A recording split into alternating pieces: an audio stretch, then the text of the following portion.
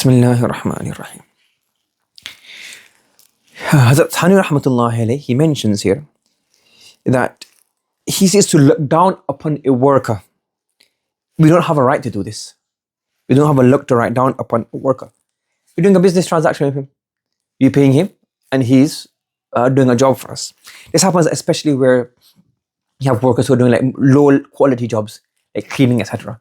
So in England, I don't think many people can, I don't know, or if we don't really have workers who do kind of job for us.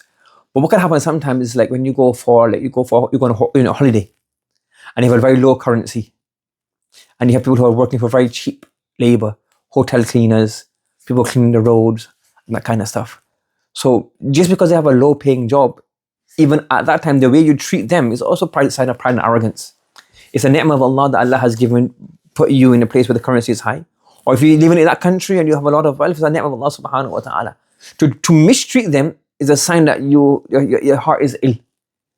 Yes, and you shouldn't, obviously it's a contract and they were clean for you, but you shouldn't behave in a way which is very disdainful for them. So you're in a hotel, so it's their job to come clean the toilets, it's their job to come make up. But you shouldn't leave it like extra, or because they're going to clean it, like just leave it in a mess on purpose, or leave it disdainfully or very disrespectful, because this, as you be good to people, is also a good thing. I'm not saying you're going to go scrub the toilets, because they'll be paid for that. But it's okay, leave it in a decent way so that they don't have to do anything which is, you wouldn't like to do with yourself too much. You don't have to leave the, like, it's no harm in putting the bed decent, or, putting if you got to close the dustbin and just put the dustbin in one place. That's also a part of akhlaq. Yes? So just because the hotel workers have been paid to do a job of cleaning, etc., doesn't mean you have to increase their workload or make sure that like they're getting paid for it, so they should do it. It's also part of akhlaq. The same way you can be good, the same way you can expect reward from performing salah, you expect reward from being kind. You expect reward if I make the burden less upon the worker, which is not too much out of my way, not going to hinder me so much. It's because a person, he has to do one thing in 20 rooms. And if each person does that one thing, it's only got one little thing to do. So you save him 20 jobs. And it's also part of good character, humility, kindness, down to earth. The Prophet ﷺ, in everything he would do, he'd be very kind and humble. He wouldn't look down at even that's why if you look, like the Prophet ﷺ, all his slaves, he freed them. And the slave narrate from the Prophet ﷺ. Now, if you look at it really, like, we're used to it, but you have a slave and he listens to what the master said and admires the master. That's just how good he was. If not, I was like, I hate this guy, I got freed. So you have funny, you have Thawban, you have a few others that narrate from Rasulullah radiallahu ta'ala anhu. They narrate from Rasulullah sallallahu alayhi wa sallam. So even with the slave, the Prophet sallallahu alayhi wa sallam would be with them. I mentioned a story before to you as well. Side of you should be humble. The Shaykh al-Hadith of Jamia al-Shafi'a around there right now, Maulana Saifur Rahman. So he comes to England sometimes. He was the teacher in Madrasa Sawlatiyya. So Madrasa Sawlatiyya was a madrasa, was founded by Mawlana Rahmatullah Kirani Rahmatullah alayhi. So he was originally from Kirana in India.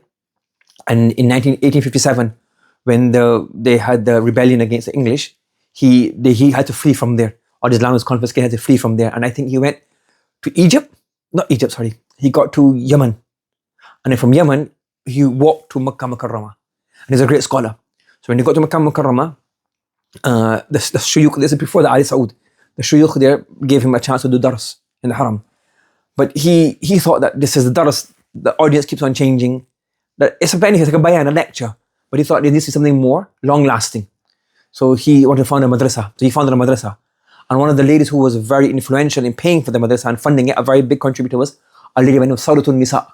So the madrasa was named after her, so Madrasa Sawlatiyya. So this madrasa, Sawlatiyya, is actually in the King Abdullah extension. That's been extended right now. But now it's with an extension, I don't know where it's been relocated to. So then after, he was the Shaykh al-Hadith there, Saifur Rahman, and he's gone back to Pakistan. So I remember when like it's Shaykh al-Hadith, but one day we were going out from the haram after suhoor time. Suhoor time. So he's sitting down on the floor with all the workers and all of those guys, having suhoor with them. All the poor people sitting outside and like the haram. Now it's a bit more strict. Even then, it's like you have suhoor time, you have dates and water and all that kind of stuff. Maybe it's now as well. I've been from Ramadan for a very long time. I sit down with them. Like, this is how, when you have true ilm, it makes you humble.